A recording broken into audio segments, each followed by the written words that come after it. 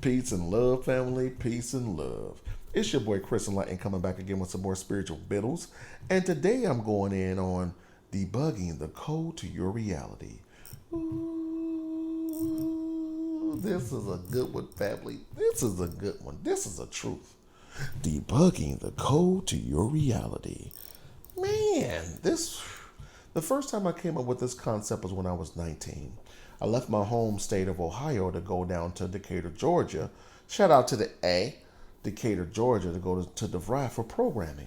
And one of the first programming languages we learned was like COBOL, Unix, JCL, Visual Basic, all those older programming languages. And I realized that although I was writing my code right, it looked great to me. When I went to run it, although it looked perfect, I chose every line of my code. But when I went to compile and run my program, there were some errors. So we used this thing called Real Debug in COBOL, and it would go through each line of the code and let you know where the errors were. And I started to think like, wow, I wonder if reality was like that. But I was 19 years old. I didn't really understand the concept that we're living in an illusion. So what I learned to do was to debug my written program language. And that in turn, years later, helped me debug my reality. Everything that where I had shortcomings, I wasn't winning at, I was able to assess the situation and go through every line of my life to debug it. And what happened when I compiled it after debugging my program and my life, it's better. It runs smoothly with no errors. I'm no longer living check to check. I'm definitely not homeless. I'm not hungry. You can see from this physique, my resume speaks for itself. I'm definitely not hungry no more. I'm winning. Money flows to me easy.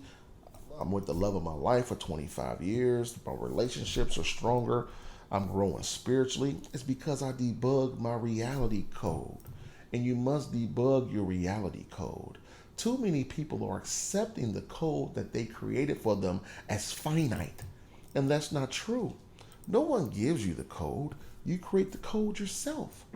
The power of mentalism is the keystrokes to your code.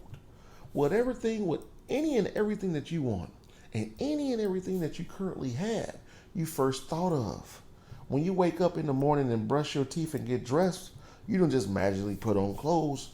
You think about what you want to wear and you look and feel the way you thought you would. If you don't feel good with what you got on, it's because you didn't feel good about it when you chose it. Don't ever put on anything that you don't feel good about. That's code right there. Don't ever say anything that you're not feel good about. Definitely don't do anything you're not good about. Don't feel good about. And don't follow a path to failure if you don't feel good about it. They teach us in school, they teach us in life to work hard, to do all these things that we don't want in hopes that you'll get what you want. It doesn't work like that, family. I don't know anyone that became a millionaire by doing something they didn't want to do. You gotta love it. And when you love things, you create something out of nothing. The energy of love, joy, and happiness is magic in that. That's why they give us the news and scary movies to suppress our energy, that God particle within us. Because that's what creation is created out of. Winning good things is created out of love and joy. Anything that's created out of negativity, it creates chaos. So if your mind's in disarray, you're embracing poverty consciousness, you're fighting for your limitations, you're welcoming other people from dumping verbal dumpster juice in your consciousness, you're hanging around low vibratory people, you're choosing not to win, what you're doing is you're getting syntax errors within your reality code. It looks good, but when you play it out, it doesn't feel good. There's something wrong with it. But now that you know that you're programming your reality code, you need to learn how to debug it. And this is some of the methods that I've used to debug my code. I say this all the time. Stop cursing. It's free. It doesn't cost you anything but effort. If you can stop doing it, choose to stop doing it for just 30 days. You'll see your life start to swing in your favor. Soon, if you go like years like I've gone without cursing, when even hearing cursing, it'll sting a little bit like, oh, why they cussing like that, man? Because when you get syntax errors hitting your consciousness, and you know that you're consciously aware that you're rewriting your program, anything that's not conducive to a winning reality or winning code within your illusionary reality, you want to rebuke it. You want to say, I don't want that. I don't even want to listen to it. It's a spiritual defense mechanism. Stop smoking weed, stop drinking, all that stuff. If you don't believe me, challenge yourself to go at least 3 months without all the things that's keeping you losing. There's a program out there, it's called the demonium, that's coercing you to lose. It doesn't want you to evolve. It wants you to keep paying your taxes. It wants you to keep being sad. It wants you to keep cheating on your spouse. It wants you to keep beating your family members. It wants you to keep lying. It wants you to keep cursing. Because the more you do that, the more it exists and the more it's able to feed off of you. You know? Whenever you curse, do low vibratory things, you lose a bit of your light facets and they just eat that up. If you don't want negative forces to stop feeding on you, if you don't want negative forces to feed on you, stop feeding them. Stop feeding them. You'll feel much better. You'll start looking better. I see some 20-year-olds looking like they 50 out here. Because I can look at a person and be like, they ain't about that light. They ain't about that light. I'm about that light. And unbeknownst to most people, when you about that light, you ain't no punk. You're not afraid of things.